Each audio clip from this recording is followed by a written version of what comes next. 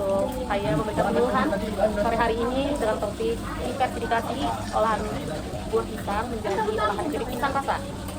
Nah, terima kasih Teh. Kebetulan saya kan ada panen banyak pisang. Tapi harga pisang sekarang tuh udah turun banget. Nah, ada membuat betul tuh Kang, kan dilihat dari sekarang ini kan harga pisang tuh lagi turun, jadi saya kayak ngerasa rugi gitu dong. Tapi kira-kira kayak pisang apa sih yang cocok diolah menjadi keripik ini untuk menghasilkan keuntungan yang lebih besar? Oke, gini, sekarang tuh sedang panen serentak ya, terus apalagi karena panen serentak itu banyak dong yang menjual pisang tersebut. Nah, pasarnya itu sempit, jadi itulah yang membuat harga pisang itu anjlok. Karena hal ini, jadi saya punya ide untuk memberikan penyuluhan kepada kalian tentang diversifikasi buah pisang menjadi olahan keripik pisang rasa ini. Terus untuk manfaatnya diversifikasi pangan ini untuk buah pisang dan jadi keripik itu apa sih sebenarnya? Nah, selain yang saya sebutkan dengan topik itu kan meningkatkan nilai hasil tambah ya. Nah, selain itu tuh buah pisang yang diolah menjadi keripik pisang ini memiliki manfaat yaitu memperpanjang masa simpan ya. Karena kalau misalnya buah pisang itu sendiri kan cuman awet beberapa hari doang ya langsung busuk kan sisanya ya. Sedangkan kalau keripik pisang itu bisa lebih dari berminggu-minggu, tergantung kita cara simpannya, bisa simpan di kulkas atau apa, itu tergantung kita masing-masing. Dan selain itu olahan keripik pisang ini dapat memperluas pasar, karena selain kita yang bekerja sendiri untuk memanen pisang ini, kan kita bisa ngambil keluarga kita atau tetangga-tetangga untuk ngebantu kita membuat keripik pisang ini, sehingga itu membuka peluang kerja baru untuk warga-warga sekitar atau keluarga gitu. Lalu kira-kira untuk jenis pisangnya itu apa aja sih Teh? Karena melihat dari yang saya tanam di kebun itu kan saya cuma menanam jenis pisang kepok dan pisang raja. Jadi untuk beberapa jenis pisang yang bisa digunakan untuk olahan keripik pisang ini tuh sebenarnya banyak ya Teh. Yang penting pisang yang diolah itu harus teksturnya kenyal dan padat dan tidak lembek gitu loh, jangan terlalu lembek karena akan pecah saat digoreng. Nah, selain pisang kepok dan pisang raja itu, saya sebutin ya beberapa jenis pisang yang bisa untuk diolah menjadi keripik pisang. Selain pisang kepok dan pisang raja itu ada pisang uli, pisang nangka, pisang tanduk, pisang kavendit, dan lain-lain. Nanti kalau untuk pembuatannya gimana sih? Apakah sama aja kayak pembuatan keripik pisang pada umumnya?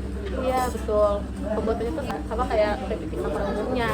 Di sini yang membedain itu ada di varian rasa ya, dan varian rasa yang saya ingin kasih tahu itu tergantung dari wilayah masing-masing. Kang Fahrul dan Teh Putri, kalau misalnya di daerah Kang Fahrul itu disuka rasa yang pedas, kalau misalnya Teh Putri di rumah sekitarnya lebih suka rasa yang manis, mungkin bisa mengubah si keripik rasa itu menjadi varian rasa yang pedas, atau varian rasa yang manis, atau varian rasa yang lain seperti coklat, vanila, yang lain-lain, tergantung dari pangsa pasar yang ingin Kang Fahrul tuju gitu loh. Jadi biar lebih banyak dibeli. Terus untuk keuntungan yang diperoleh dari keripik pisang apakah lebih besar dari hasil penjualan buah pisang aslinya secara langsung? Nah, kalau itu jelas lebih besar ya, karena buah pisang itu kan yang seperti saya bilang kan tidak tahan lama, dan belum tentu di panen itu banyak yang ingin membeli gitu loh. Kalau misalnya keripik pisang kan orang-orang tuh bisa beli dan itu langsung habis gitu loh. Jadi menurut saya kalau keripik pisang ini lebih banyak demand dari konsumen dan harganya juga lebih tinggi dibanding buah pisang persisirnya. Jadi menurut saya itu yang membuat diversifikasi itu memiliki hasil nilai yang lebih tinggi, atau nilai tambah yang lebih tinggi gitu Teh. Dan kira-kira nih, dan setelah apa yang saya sampaikan nih, Kang Fahrul dan Teh Putri ini itu tertarik nggak sih melakukan diversifikasi produk buah pisang menjadi olahan keripik pisang rasa ini? Seperti kita soalnya kan keripik pisang itu gampang banget buatnya. Terus keluarga saya juga pada suka, otomatis kalau kita buat itu pasti mereka bantu untuk buat pisang ini kan. Itu kan kadang kita saya itu banyak banget apa sih buah pisangnya kan. Terus karena kebanyakan saya juga kadang bingung gitu loh untuk jual mana gitu. Nah itu kita ada ini nggak sih untuk marketingnya kemana gitu? Marketingnya itu bisa taruh kayak kita nitip barang ke pasar atau nitip ke warung-warung sekitar sini, atau enggak mungkin bisa titip ke keluarga Kang Farul yang berkuliah di daerah itu atau sekolah gitu. Jadi keripik pisang ini bisa laku di mana aja gitu loh, tidak seperti buah pisang. Nah, keripik pisang ini pun bisa diperjualbelikan secara online gitu, mungkin bisa dipasarkan lewat WhatsApp, IG gitu, teman-teman Kang Farul jadi tertarik untuk membeli seperti itu kan. Kira-kira untuk Teh Putri, apakah tertarik untuk melakukan diversifikasi ini menjadi keripik?